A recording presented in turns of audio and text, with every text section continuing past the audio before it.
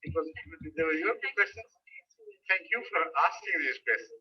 They gave me an opportunity to explain things to you. I don't know anything about Ahmadi, you see, so that's why I came. And that is why I asked the question. Thank you so much. And the thing is this, when I talk about the Mehdi, I thought it meant Mirza Ghulam Ahmad, you see. That is why, but not the topic as a Of course, that I understood and answered in that exactly in that sense. Thank you so much. Thank you ever so much. Now, next question. Now, this was an observation. Any other question, please? Hello. You believe that the promised Messiah has already come, Yes. that the world's been around for a very long time and hopefully will exist a long time into the future. Are you ruling out the possibility of the coming of another prophet or Messiah? Ruling out any possibility of what? Of another prophet coming? Or, how can we rule out a possibility? That such a possibility is for Allah, for God, to take decisions in that area. No human can take such a decision. That you don't expect it? No, I'll try to take. Yes. Why? I'll explain that. The fact is, as far as the coming of the Masih Maud, as the promised Messiah is concerned, and the world at large being unaware of his claim, and having not been concerned, then we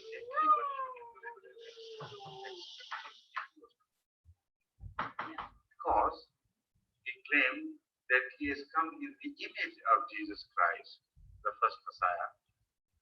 And if you go back to the history of Jesus Christ, of the first century,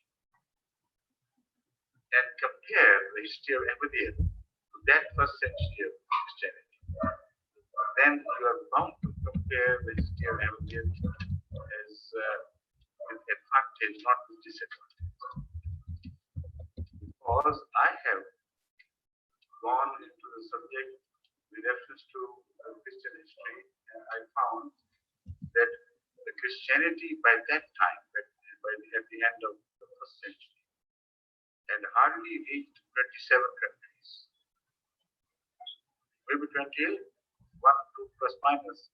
Ahmadiyya has already reached 140 countries. And the changes brought about and the recognition brought about the Ahmadiyya is definitely not less than the recognition of Christianity in that first phase of Christian history. So a slow progress was of course decreed and designed. But can you claim that Ahmadiyya is true just because of the slow pace of progress? Certainly not. That other signs must accompany and go hand in hand with this progress. And those signs are that 100 years of persecution of Christians did not succeed in subduing them, in forcing them to renegade, in forcing them to renounce Jesus and Christianity.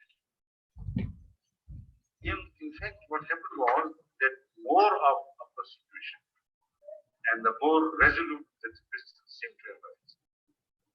Is that happening to Ahmadiyya or not? If it is happening, and if also the persecution fails to destroy Ahmadiyya, rather they come out larger and bigger through the middle of persecution, then the similarity is a genuine similarity and logical similarity. Otherwise, just a slow rate of progress doesn't mean anything. So, in that respect, I draw your attention and attention to the fact that study the perseverance of Ahmadiyya was the cause, but the good cause, and also the nature of Ahmadi character. Are they not more benign, humane, and philanthropist in their attitude to the rest of the world than all other Muslim sects? If the facts prove this fact, then this is the difference between Judaism and Christianity. We believe that Jesus Christ didn't bring in a new faith. So you must judge us according to our belief and our understanding of history. And we will find us true in that. We believe that Jesus Christ revolutionized the attitudes, did not change the Old Testament. Because he came that he had not come to change the thought of what was written in the books, but he had come to perfect the teaching. What he did was, he revolutionized the attitude of a hard-hearted people and transformed them into people who loved Allah's creature and sacrificed in so many ways for the sake of the poor, of the unadvantaged, of the miserable, suffering humanity. And this is exactly what we are doing. So, general picture should be similar. That is the main principle we should claim, and I think it's convincing enough. Thank you. Thank you.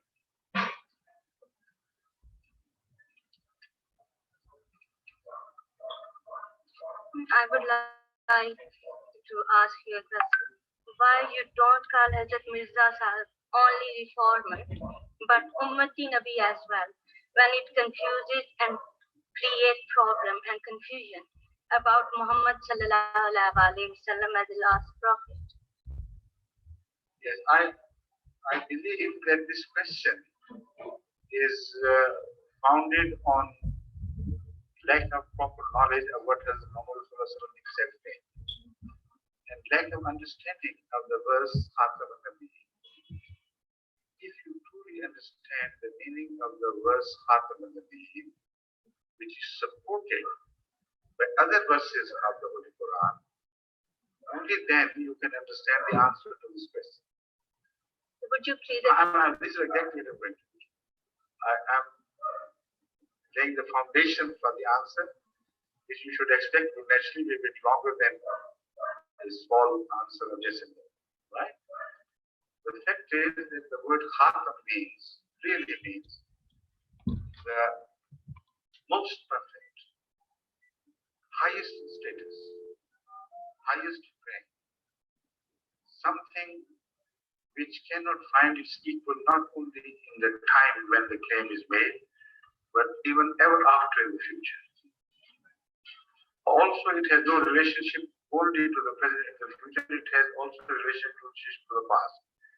So when Allah declares somebody to be Khatam, it means supreme in all virtues and status and position and nearness to God in relation to all the prophets of God, whether they were in the past or even if they come in future.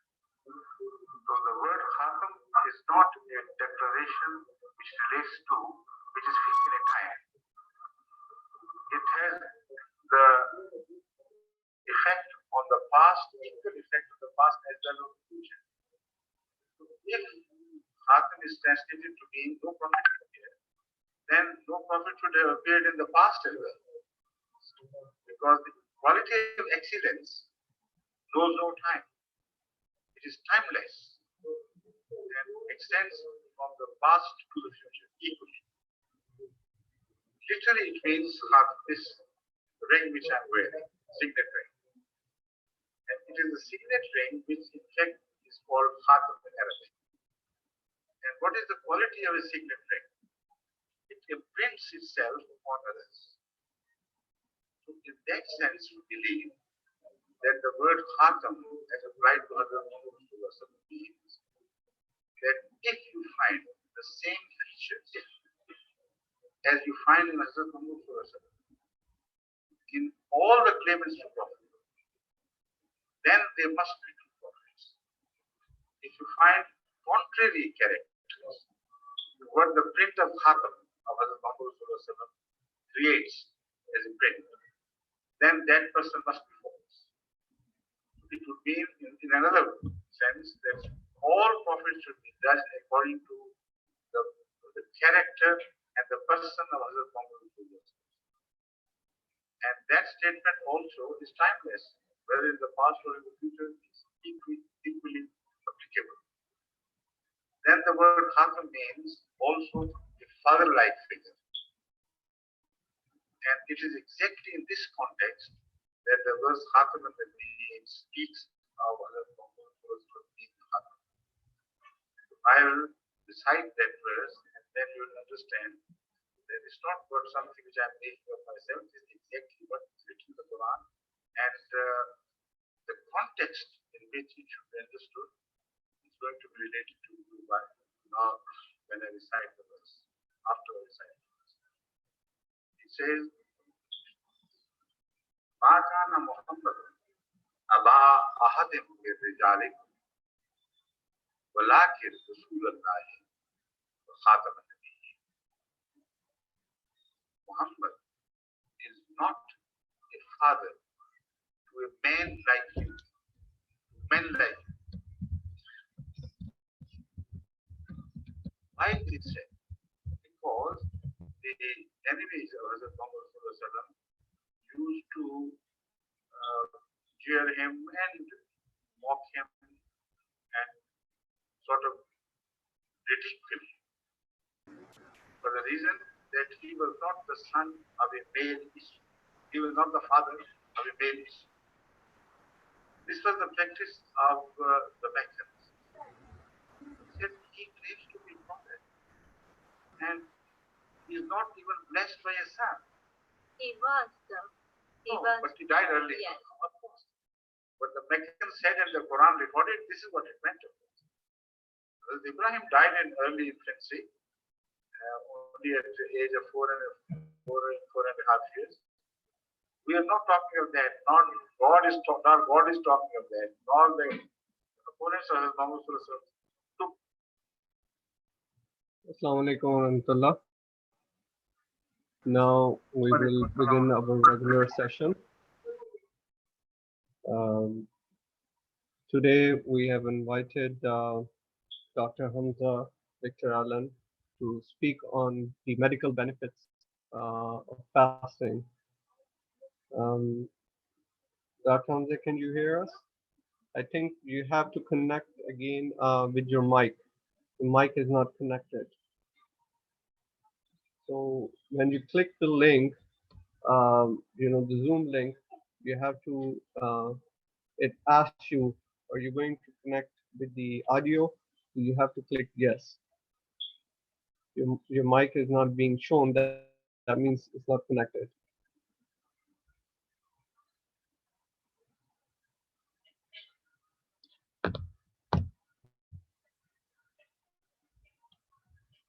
Brother Hamza, can you hear us?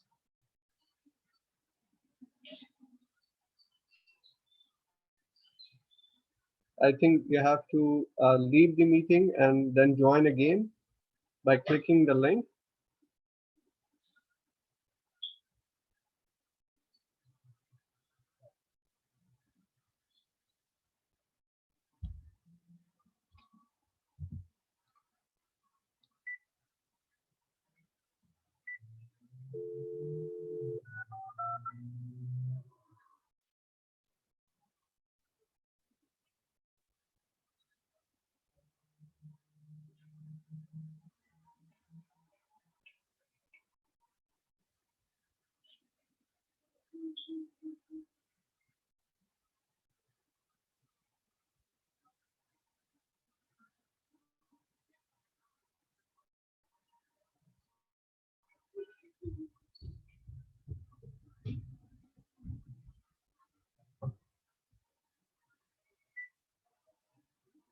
That to be a sign of his being father. Until we sort this out, I'm going to play the video for the benefit of those who are here already.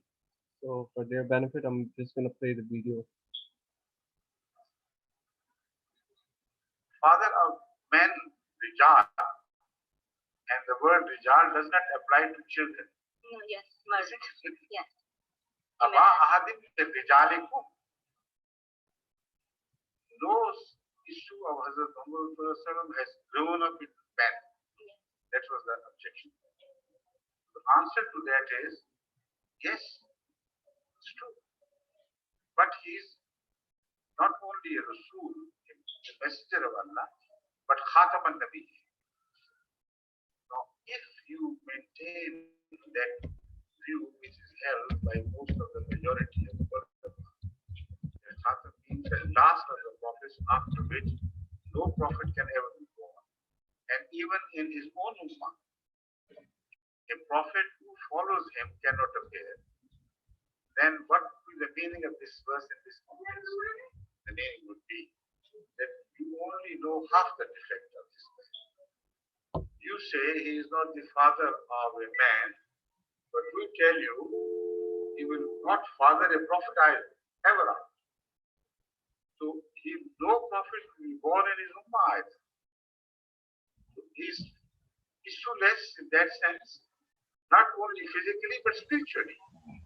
So this is an insult to the Muhammad. Assalamu alaikum. Assalamu alaikum, Brother Hamza. I think you should be able to speak now. Yes, I have unmuted. Assalamu alaikum. Walaikum. Yes, we can hear you now. Sorry about that. I was in a next conference and I had to close off too. Oh, okay. All right, no problem. Assalamu alaikum wa rahmatullah. Walaikum assalam wa rahmatullah.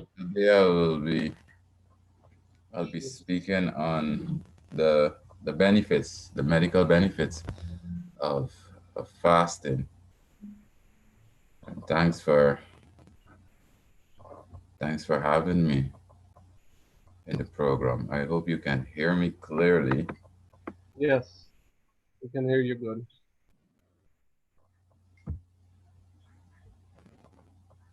Good. All right. Well, I looked at a few studies, and I would like to share one with you from the Harvard Medical School. And it's stated intermittent fasting. So according to the Dr. Monique Tello, MD, MPH, she's stating that there is tons of incredible, promising facts with respect to intermittent fasting. Some include weight loss, blood pressure control, cholesterol control, blood sugar improvements. And these studies were done in both animals and in humans. So when they went into the human aspect of it, she stated that intermittent fasting is very safe and credibly effective in taking care of our health.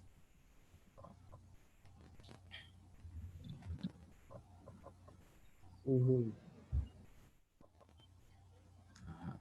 And it is especially important for those who have underlying conditions such as diabetes, and also important for those who would like to lose weight. Take into consideration that it's also stated that those who have preconditions such as diabetes should be engaged in consultation with their physicians to engage in fasting so that they can be monitored more vigorously so as not to cause any damage for the damage to their systems.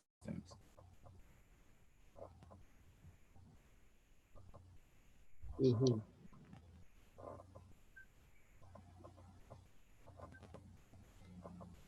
So as a lifestyle learning research doctor, she said that obesity was the code, mainly that I'm summarizing the article. I'm not giving you the article directly. So she wanted to move away from the study of obesity. So she was assisted by Dr. Fong, who successfully combined the research of fasting, intermittent fasting in animals and also in humans. And he stated that it is very clear that we should eat more fruits, veggies, fibers, healthy proteins, and fats, and avoid sugars, refined grains, processed foods. And also, we should stop snacking when taking intermittent fasting into consideration. So they're not only stating that it is good, but they're suggesting that when we're doing intermittent fasting, that we should also consider the types of food that we eat and what we eat, and to avoid like the snacky foods. I think Uzu would have also mentioned it, that we should avoid fast foods and snacks and eat wholesome foods. So that's their suggestion. Now, I'll read verbatim from intermittent fasting, how it can help to lose weight. Intermittent fasting can help us to lose weight. Now, they're saying here that the food we eat is broken down by enzymes in our gut and eventually ends up as molecules in our bloodstream. Carbohydrates, particularly sugars, and refined grains.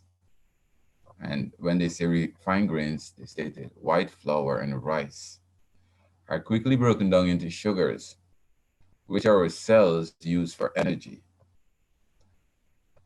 If our cells don't use it all, we store it in our fat cells as fats.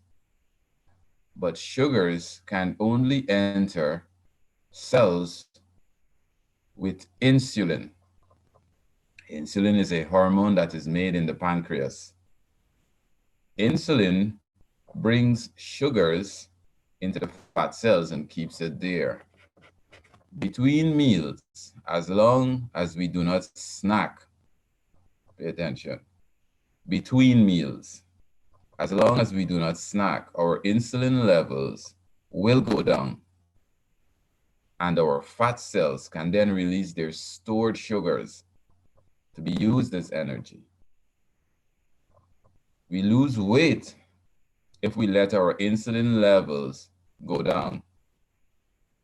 The entire idea of intermittent fasting is to allow the insulin level to go down as far enough and far long enough that we burn off our fat. They also stated that intermittent fasting can be hard, all right? But maybe it doesn't have to be hard. Initial human studies show that compared fasting every day to eating less every day show that both worked about equally for weight loss, though people who struggled with the fasting days. So I had written off, this is the statement from Dr. Fong. I have written off intermittent fasting as no better or worse than simply eating less, because they were comparing intermittent fasting, and they were also comparing intermittent fasting with eating less. All right. Only for more uncomfortably, my advice was just to stick to a sensible, plant-based Mediterranean diet. However, new research is suggesting that all intermittent fasting approach are the same, and some are actually very reasonable, effective, and sustainable, especially when combined with a nutritious plant-based diet. So he was prepared to change his opinion. We have evolved to be in sync with the day and night cycle. That is a circadian rhythm. Our metabolism has adopted to daytime food, nighttime sleep. Nighttime eating is well associated with a higher risk of obesity as well as diabetes. Based on this, researchers from the University of Alabama conducted a study with a small group of obese men with prediabetes. They compared a form of intermittent fasting called early time restricted feeding, where all meals were fitted into an 8-hour period of the day, 7 a.m. to 3 p.m., or spread out over 12 hours between 7 a.m. and 7 p.m. Both groups maintained their weight, did not gain or lose, but after 5 weeks, the 8-hour group had dramatically lowered insulin levels and significantly improved insulin sensitivity, as well as significantly lower blood pressure. The best part, the 8-hour group also had significantly decreased appetite. They weren't starving, they said. Just changing the time of meals by eating early in the day and extending the overnight fasting significantly benefited metabolism in people who didn't lose a single pound. But why does this simple change in the time of our meals also allow for fasting makes a difference in our body? An in-depth review of the science of intermittent fasting recently published in the New England Journal of Medicine shed some light. Fasting is evolutionarily embedded within our physiology, triggering several essential cellular functions. I hope I'm not going too fast. If I'm going too fast, you can slow me down. Flipping the switch from a fed to a fasting state does more than help us burn calories and lose weight. Let me run it again. Flipping the switch from a fed to a fasting state, meaning that we stopped eating and we're fasting now, so we turn the switch off, does more than helping us burn calories and lose weight. So they're saying it does more than only weight loss and burning of calories. The researchers combine through dozens of animal and human studies to explain how fasting improves metabolism, lowering blood sugar, lessening inflammation, the inflammatory process within the body, which improves a range of health issues from arthritic pain to asthma, and even helps to clear out toxins and damaged cells, which lowers the risk for cancer and enhances brain function. I was reading an article earlier today, which also stated, and that was from the New England Journal, that they did a study for patients who had um, strokes, and they compared them to patients who had strokes, but one group of the stroke patients were fasting and another group weren't fasting. And they were checking to see if there were recurrent microinfarcts within the brain. And they found alarmingly that those who were fasting had no reoccurrence of infarcts in comparison to those who weren't fasting and had microinfarcts within the acute phase. Interesting, huh?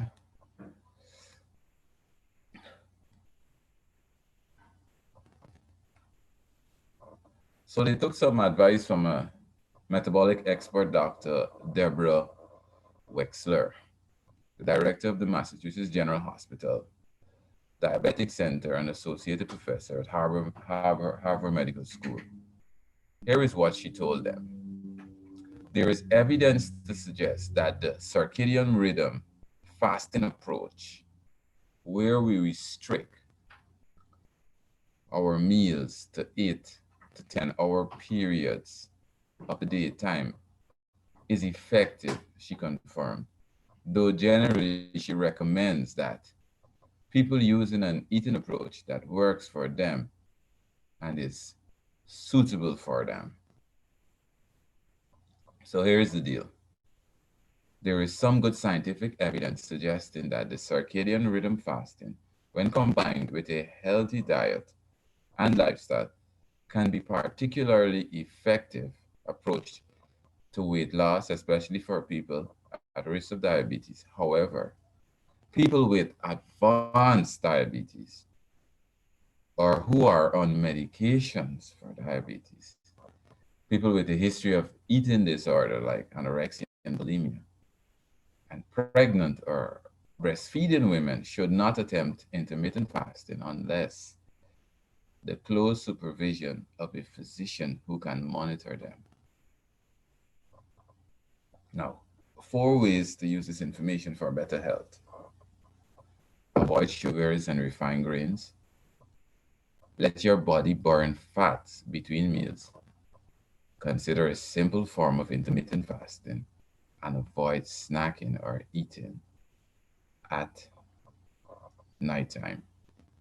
So instead of eating the the sugars and refined grains, which is like rice and flour and all the sweets that we take, we should eat fruits, we should eat vegetables, we should eat beans, lentils, whole grains, lean protein, and healthy fats. Don't snack, be active throughout the day, build muscle tone.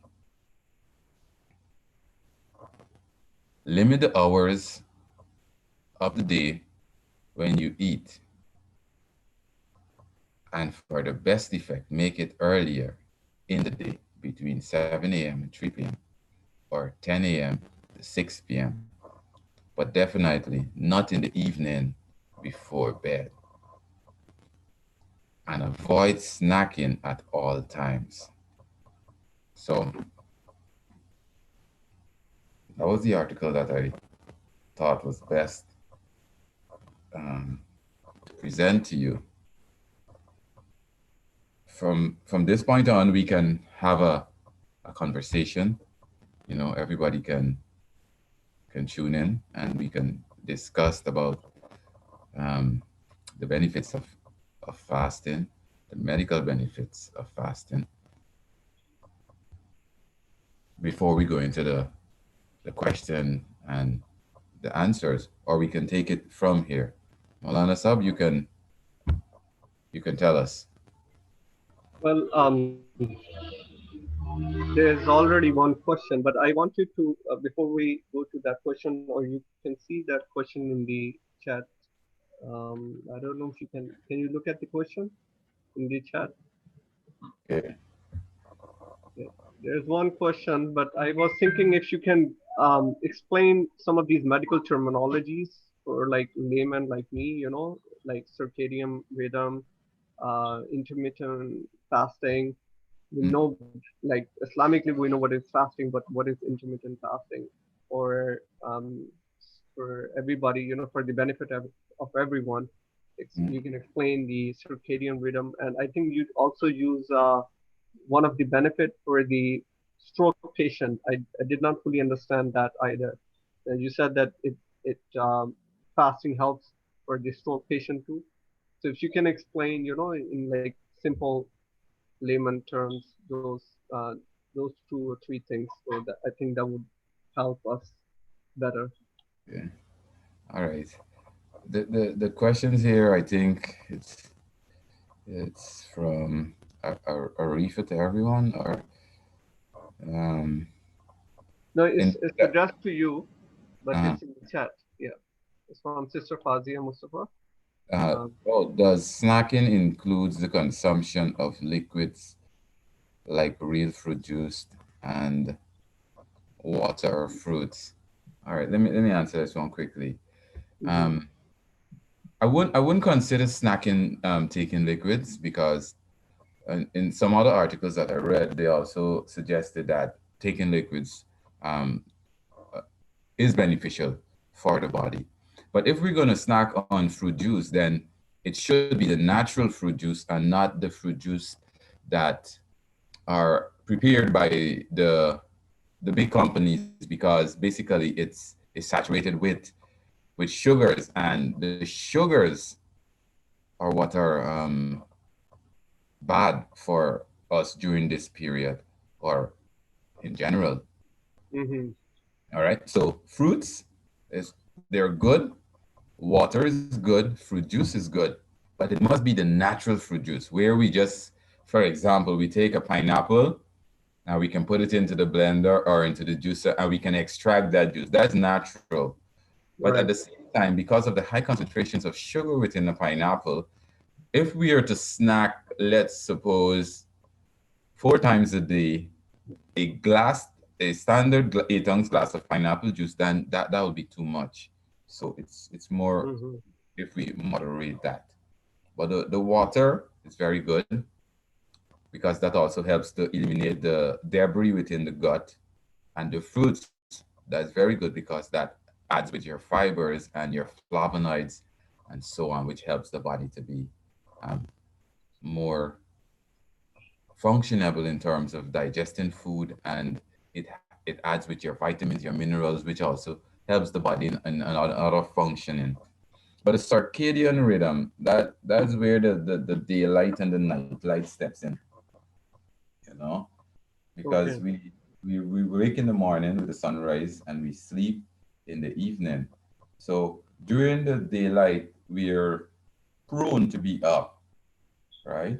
So in the layman terms, it's like looking at the sun and the night, the day and the night. And during the daylight, it's better to be up and about and so on. And at night, the body tends to go into a more um, dormant state where it will repair and do all the other works necessary for us to be alive. And if we violate those rhythms, then the body tends to not repair itself properly and sufficiently. You know, at Mm-hmm. nights when we go to sleep, especially before 11 or I think 10:30, if I'm remembering correctly, the body can repair itself and send certain chemical messengers around the entire body to fix everything. So if we program our minds for that, then it helps us. And if we eat in the daylight timings and not in the nighttime timings, it's better for us.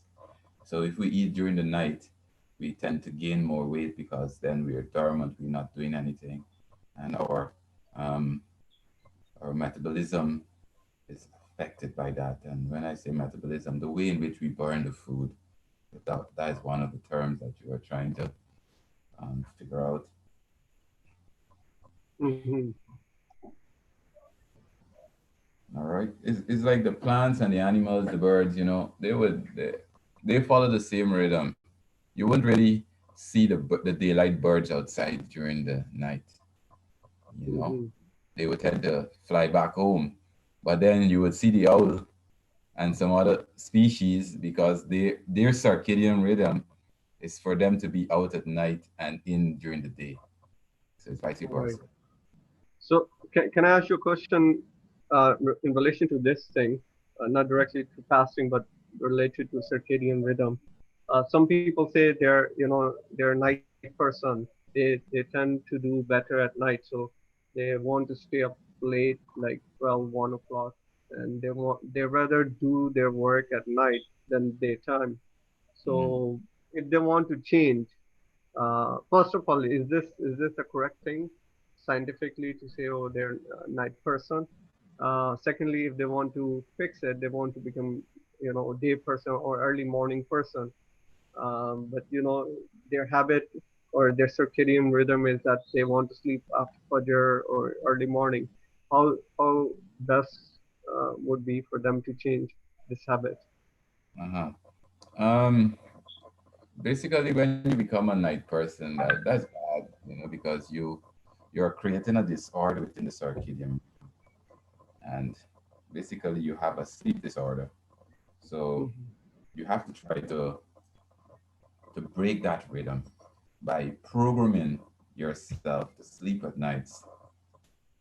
Most of the persons with that syndrome, they tend to be the ones studying.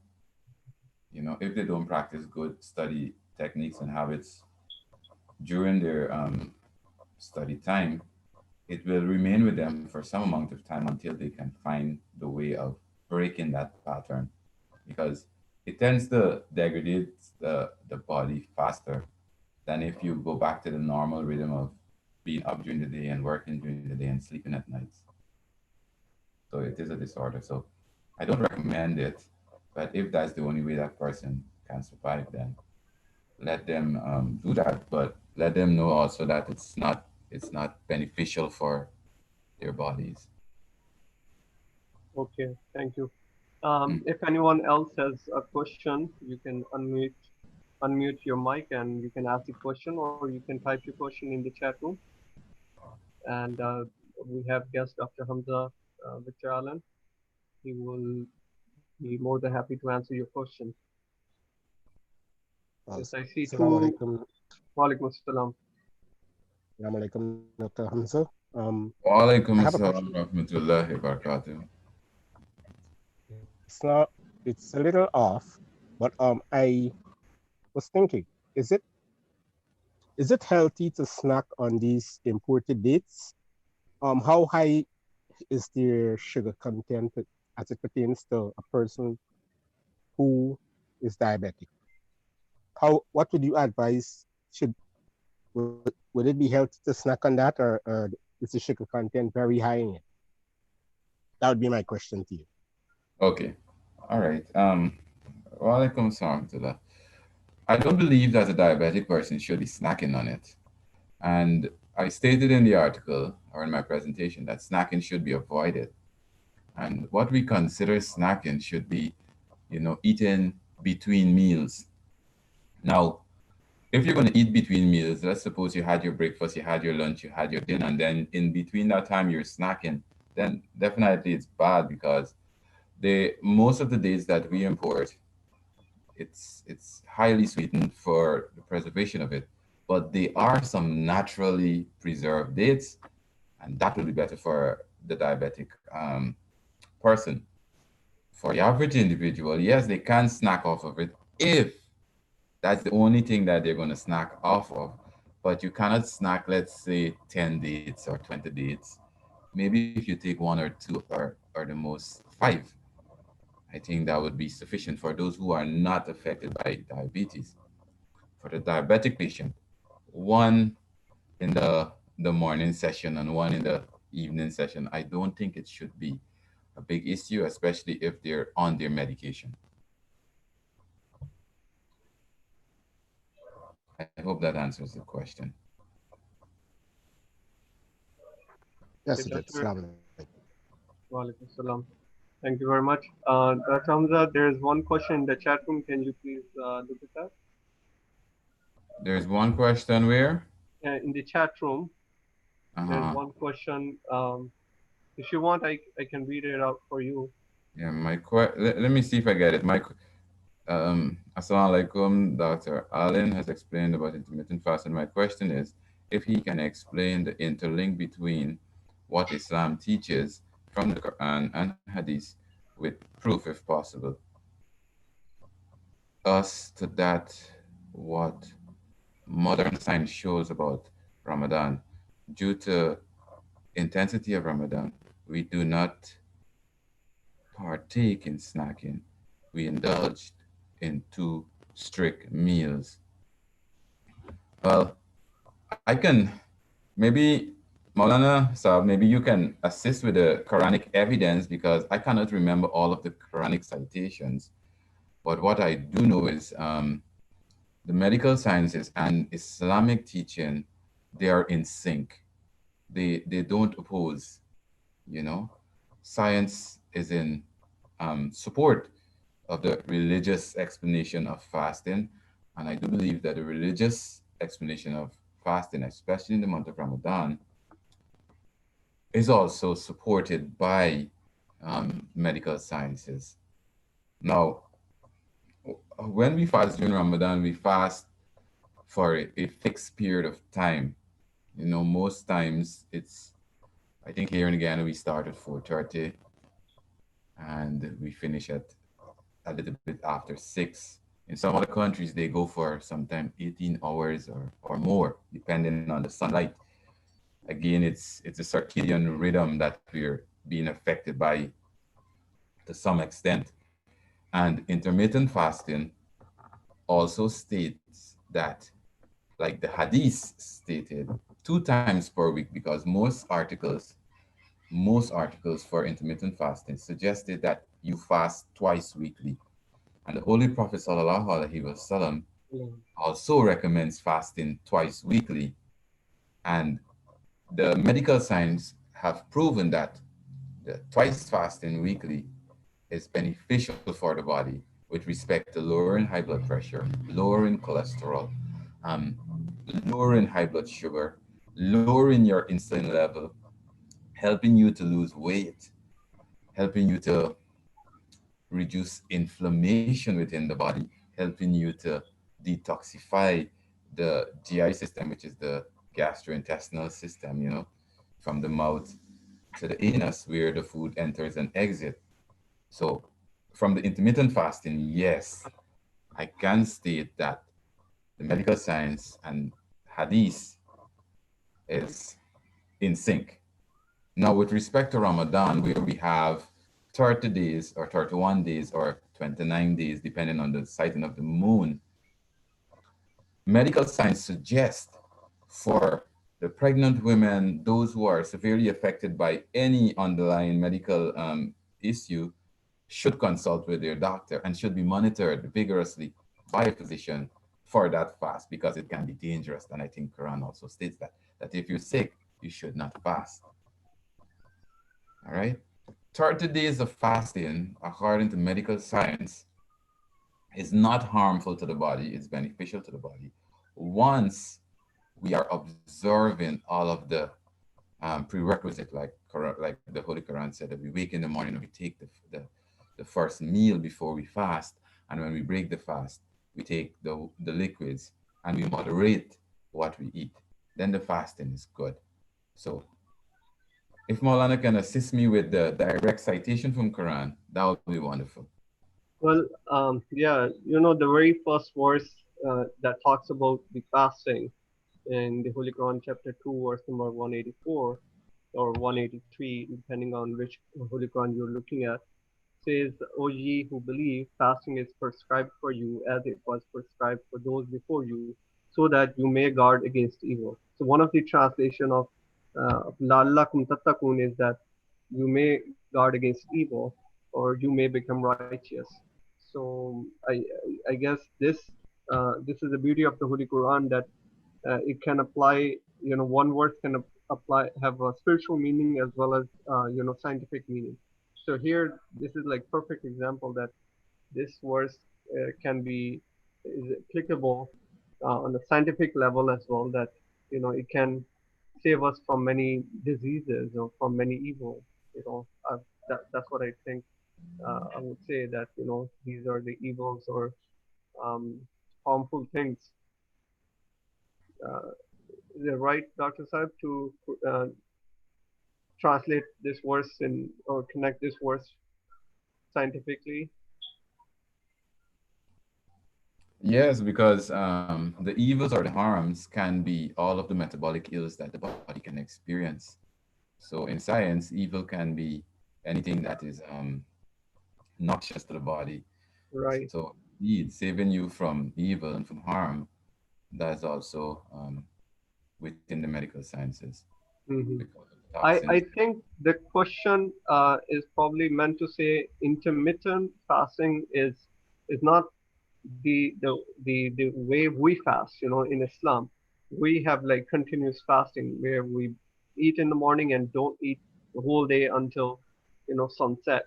So there's slight difference. I was having a discussion with some of other scientists, Ahmadi scientists, doctors, where we were discussing the benefits, the medical benefits of fasting too. So the point, the crust of that discussion was that the no research has done, based on Islamic fasting. I don't know if I'm wrong, but Dr. Sab, you can correct me. So there's slight difference between Islamic fasting and intermittent fasting or other types of fasting. So I don't know if there's any direct research just the way Muslim fast, eat in the morning and then don't eat whole day, not even, drop of water until sunset. So I don't know if there's any medical research has done, the way, Islamic fast is being done, especially for 30 days. Although I have heard, and I wanted to ask this question to Dr. Saib, I think this would be appropriate to ask him now, that I heard, and it was shown on social media, somebody quoted, maybe in Pakistan, that one of the scientists, maybe from Japan or somewhere, he did research that fasting for 30 days can save you from cancer. So I don't know if there's any research, that cancer, you can be cured from cancer by fasting. So Dr. Sir, can you help tell us if there's any research on that? I haven't found any article to support the 30 days fasting that is evidence based. But what I did encounter was the horrible horrible medication and treatment where doctors who are involved in horrible or traditional medicine, they have stated that fasting, like we do in the month of Ramadan, is very beneficial because most of them, when they tend to treat their patients, one of the method of treating their patients is to avoid food for 30 days or more and only consuming water with that process after the fast would have been completed because they're suggesting that deprivation of food is beneficial for the body. But our medical sciences have not yet adapted it, or I haven't encountered any studies to support it. But yes, there are natural medicine doctors who suggest the same, like Mhm. the Holy Quran does. Okay, so I guess that needs to be researched. Okay, there's one more question we will take for today. It's from Brother Aftabuddin Nasser side. Yes, you can, Uncle Aftab, you can ask your question. You have raised your hand. Assalamu alaikum.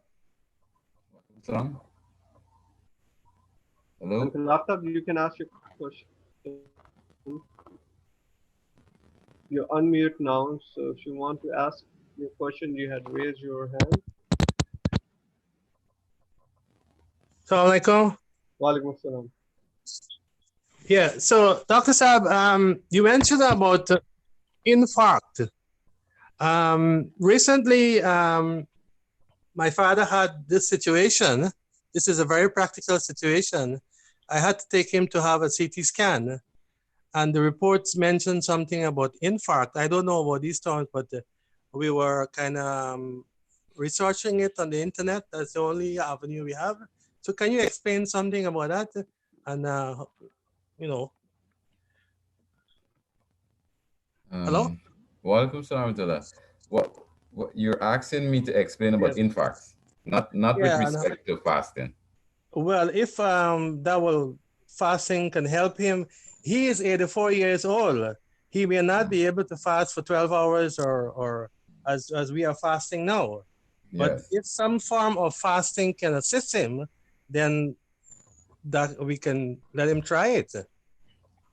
Okay.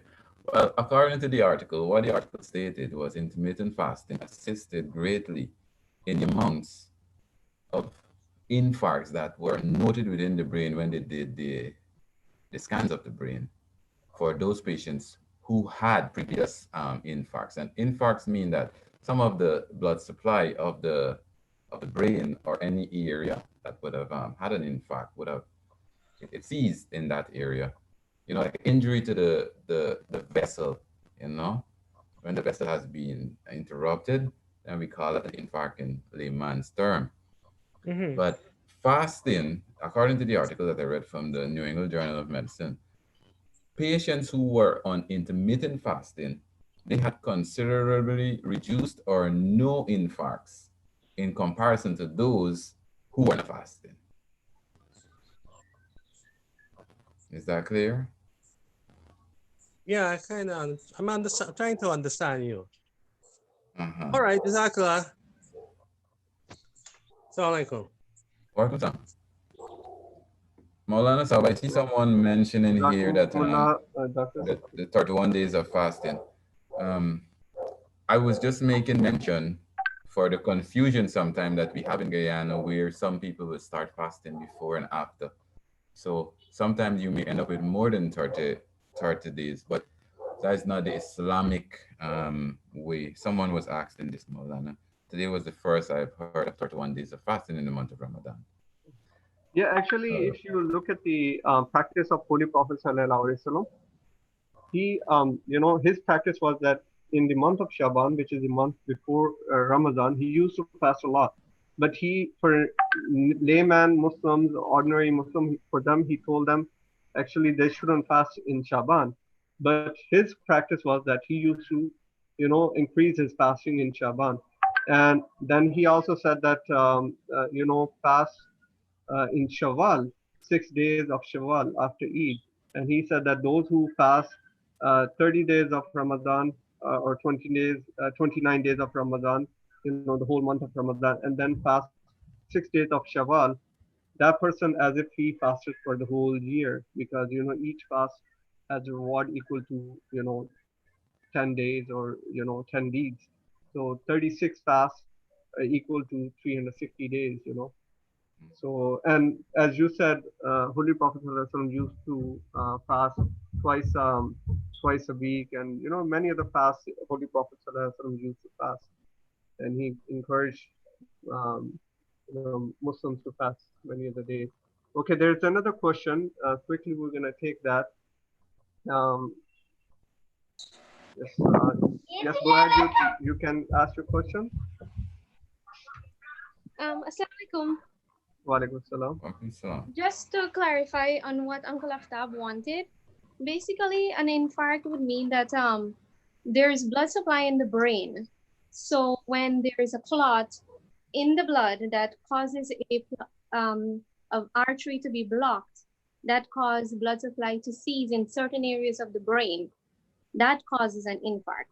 So if someone shows up with an infarct on a CT scan report, it basically means that in that area on the CT scan of the brain, there was evidence of it that there was a block in the artery causing that area of the brain to die, basically, because the infarct means that that area has died because loss of oxygen supply, because there's a block in the artery from a clot.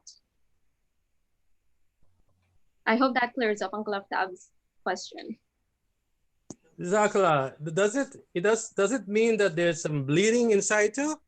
So there are two types of usually causes that have brain injury. One causes bleeding and the other causes clot.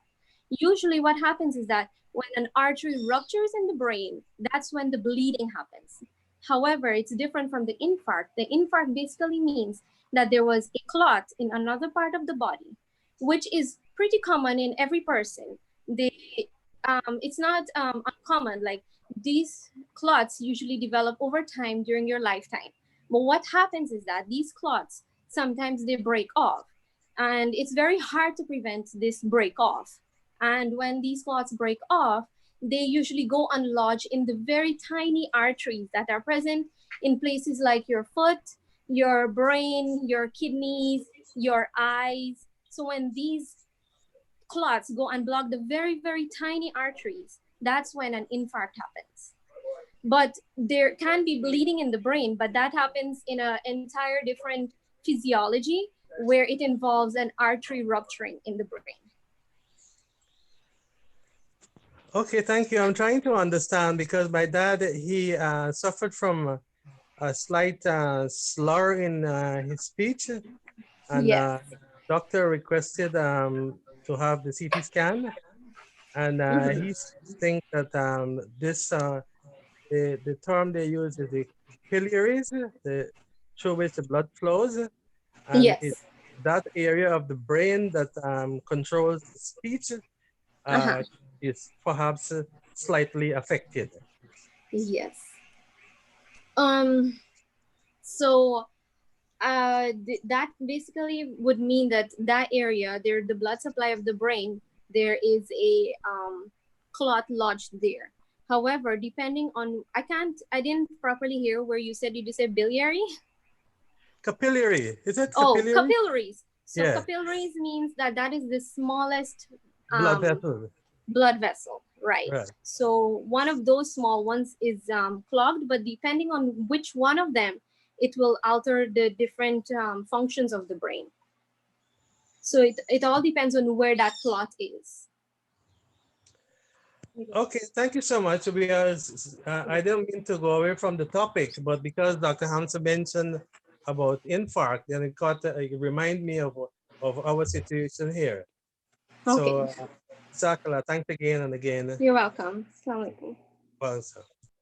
Jazakumullah, thank you very much. I think we're running late now. It's time to close the meeting. Thank you very much, Dr. Hamza, for your knowledge, your answering the questioning, all the questions that you have answered. So, Jazakumullah once again. Thank you for having me. Thank you. Yes, I have two announcements. One is that there is announcement about the health of Hazur. He is recovering by the grace of Allah, and there's improvement on his injuries by the grace of Allah, and he started working again. You can imagine, he's such a hard worker that he already start reading our letters, start praying for us. So it is time for us to pray for him. So continue praying for him. May Allah, recover him as fast as possible so that we can see him again live on, coming Friday and inshallah on, Eid sermon as well. The second announcement is that we are coming close to the end of the holy month of Ramadan, and it is Islamic practice that we should pay fidya. And the fidya, according to the Islamic teaching, is 400 Guyanese dollar we have set, and that should be paid by every person of the house member, even if there's a child that is 1 day old, even on his behalf or her behalf, the fidya has to be paid. And then there's another fund is called Eid Fund, which is prescribed by Thomas Messiah alayhi salam. That is only obligatory upon the earning members. So those who are earning or the head of the family members, they should pay, and it is only $500 per earning member or per head of the family member. So please pay both of these chandas, both of these donations before the Eid prayer. Is better to pay as early as possible, because the purpose of these donation is to give back to the poor and needy of this society. So it is better to pay in advance, much before the Eid time, so that we can give it to the poor and needy, so that they can also enjoy this Eid.